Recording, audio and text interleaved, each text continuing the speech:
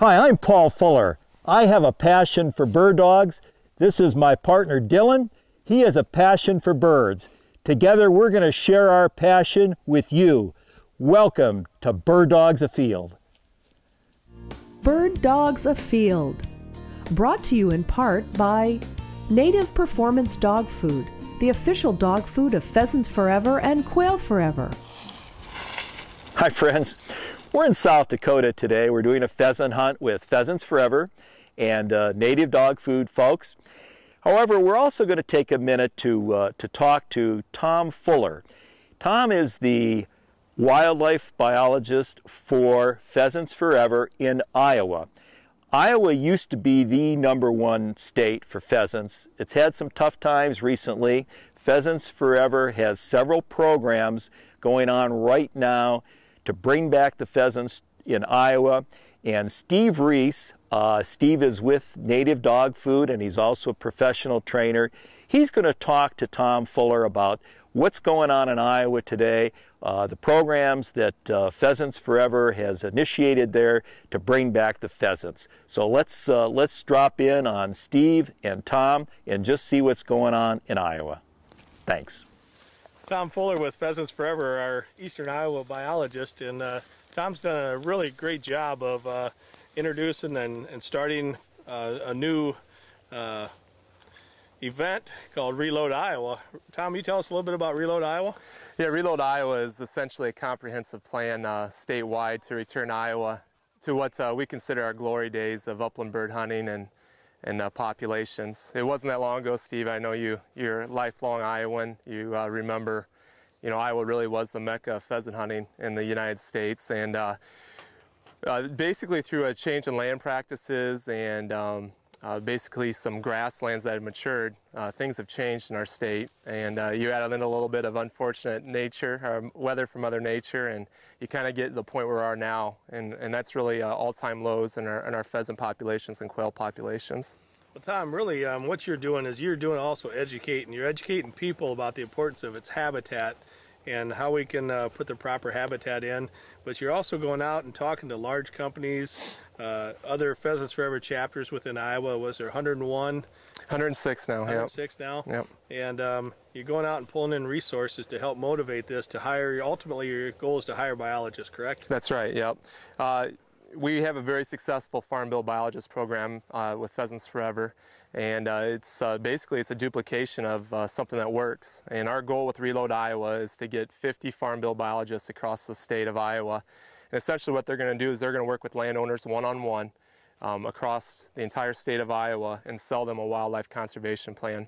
Iowa has a tremendous amount of CRP, but we're losing it, and we're losing it rapidly.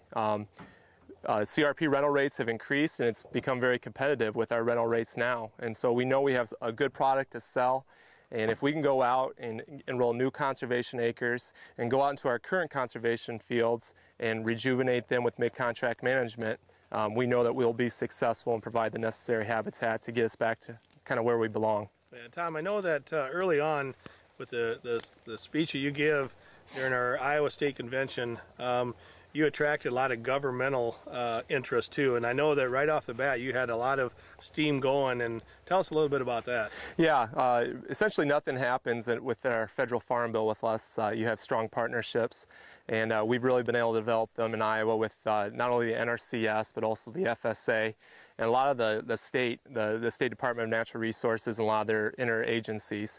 And we have some real strong partnerships with them. We now have access to every field office, NRCS field office in the state.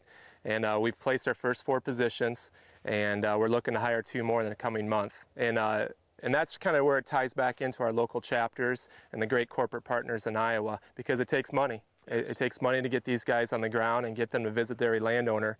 And with some strong corporate partnerships, like Native and Kent Feeds, as well as all of our local grassroots chapters, we're able to start snowballing this, and we're pretty excited about the future. Absolutely, and I know that Tom, deep down in our hearts, it's all about our next generation and youth and enjoying the outdoors. There's a lot of people now that aren't even coming to Iowa to spend their money to enjoy that pastime with family and friends. And I know you explained that because we've been to a couple meetings together, And you also have matching funds for that, correct?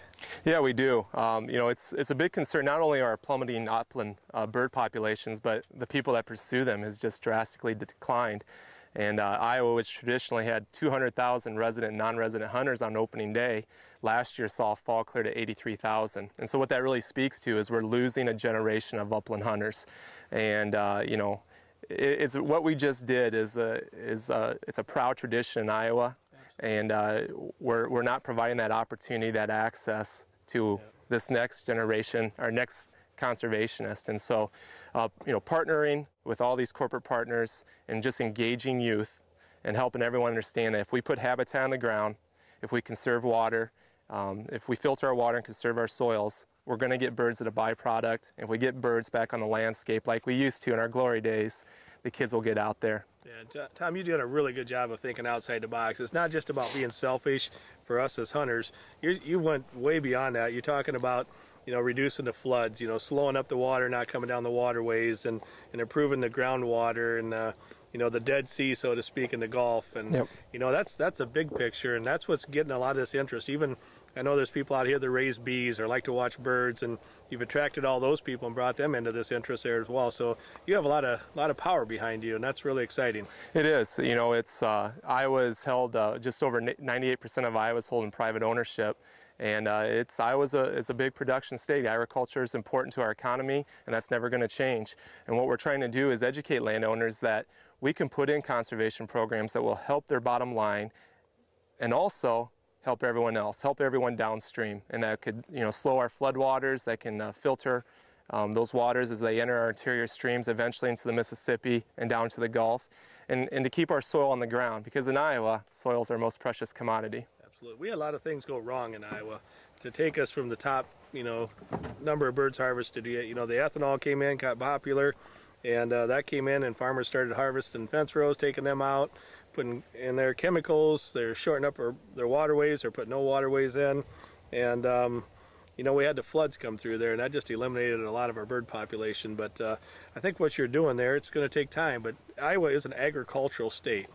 And you know, those farmers, they're thinking, how can I turn that ground over? How can I plant and reproduce on that soil? So, you know, you got a big fight, but I think you got the right attitude to go forward. Yeah, I mean, bottom line, you know, those producers, they have to be profitable, and you really, some of our best conservationists are those landowners. I mean, those guys on the tractor, because they understand they got to have the best soil in the world to continue doing what we're doing, and it just makes economic sense now to go ahead and filter our streams and buffer those.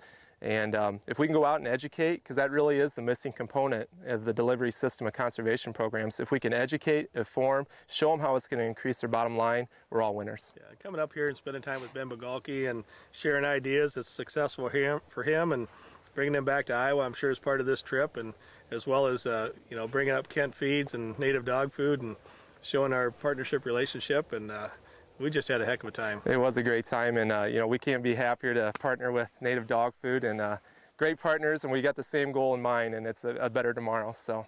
Absolutely. Dylan and I hope you enjoyed this episode of Bird Dogs Afield. Friends, this is your complete video magazine on upland bird hunting and pointing dogs. Check back frequently on myoutdoortv.com for future programming.